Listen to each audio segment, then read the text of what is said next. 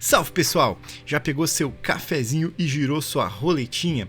Bem-vindo ao guia da raid, liberação de inframina no normal e no heróico, e hoje eu vou falar com vocês sobre o bandido de um braço, uma máquina de caça-níquel que é um chefe de duas fases, que na primeira você vai pegar determinadas moedas para escolher a mecânica que ele vai ter, e na segunda você tem que matar ele antes que ele te mate, e é na segunda fase que você vai lustar. Vamos falar então da fase 1. Assim que você puxa o chefe, ele já vem com dois ADs juntos, que são os assistentes deles.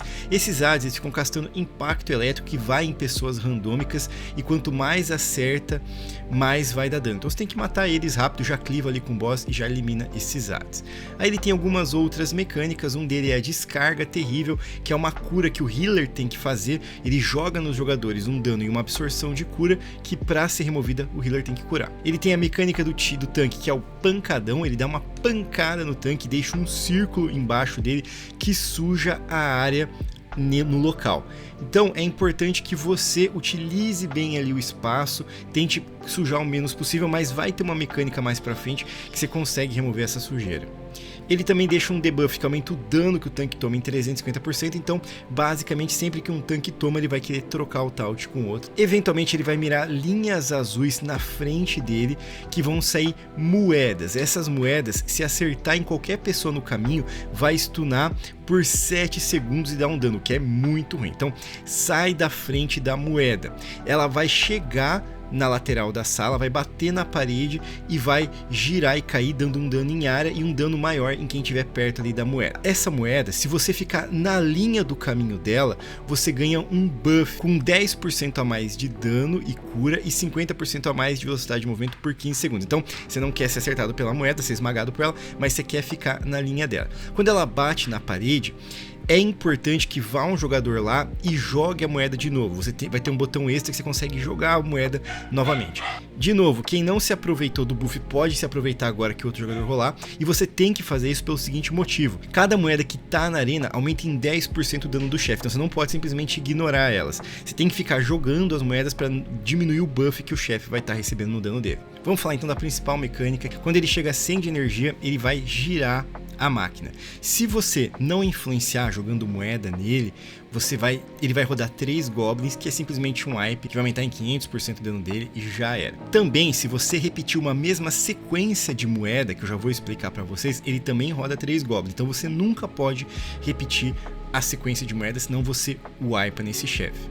E como é que funciona essa mecânica? Vão aparecer 3 ADs que vão sempre ficar na mesma posição, eles não se movimentam. Eles vão ser muito parecidos com aquele primeiro que você matou, ele vai ter a mesma mecânica de dar um dano em área, só que ele tem outras duas coisinhas que você precisa saber.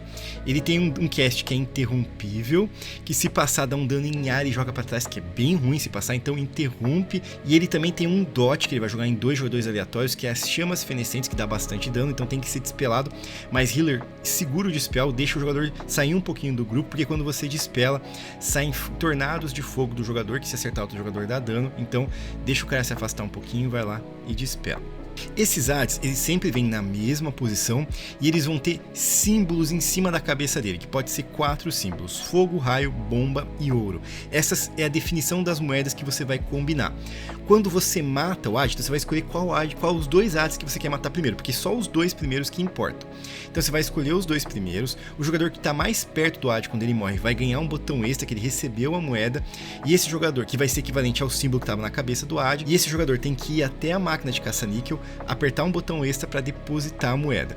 As 2 primeiras moedas que você depositar vão definir a mecânica. Lembrando que você nunca pode repetir uma combinação, senão você wipe. Existe um total de 4 moedas e 6 combinações que você consegue fazer. Só que assim, para você entender, basicamente, alguns símbolos eles vão sempre representar um padrão. Por exemplo, quando você pega um raio, em geral ele vai adicionar eletrocutores, e isso aqui é importante você entender. Esses eletrocutores você vai poder apertar nele. Quando você aperta, você ativa a mecânica do eletrocutor, que aí depende da combinação de moeda, mas você sempre limpa o cenário. Então, sempre que você coloca um raiozinho, vai nascer um eletrocutor que você clicando limpa aquela pancadona que ele dava no tanque. O fogo, ele sempre vai adicionar um efeito de fogo, tornado, dano em área, alguma coisa de fogo.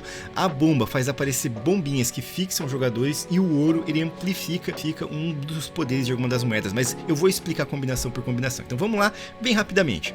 Raio e fogo faz ativar tornados de fogo quando ativa o eletrocutor. Então você vai ali ativar o eletrocutor para limpar a sala, raios de fogo nascem do eletrocutor. Choque e bomba. Quando você ativa o eletrocutor, sumona bombas que fixam em alguém e explode, se chegar. Você tem que matar as bombas, obviamente.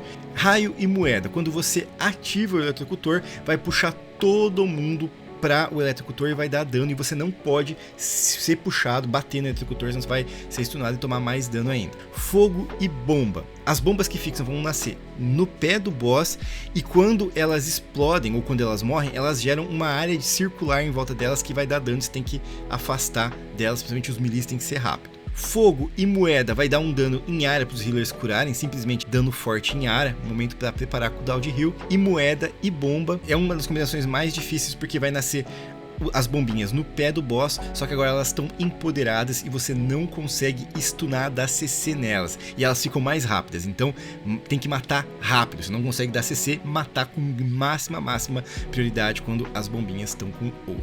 Toda vez que o boss faz um combo, ele aumenta em 5% o dano que ele dá, então essa luta vai ficando cada vez mais difícil, até chegar a 30% a mais de dano que ele vai estar dando no geral. E a ordem que você vai ativar os combos vai depender da sua estratégia. Por exemplo, como ele vai ficando cada vez com mais dano, talvez valha a pena já no começo você ativar fogo e moeda, por exemplo, que dá dano em área. Mas aqui cada grupo vai ter sua estratégia. Fase 2, galera.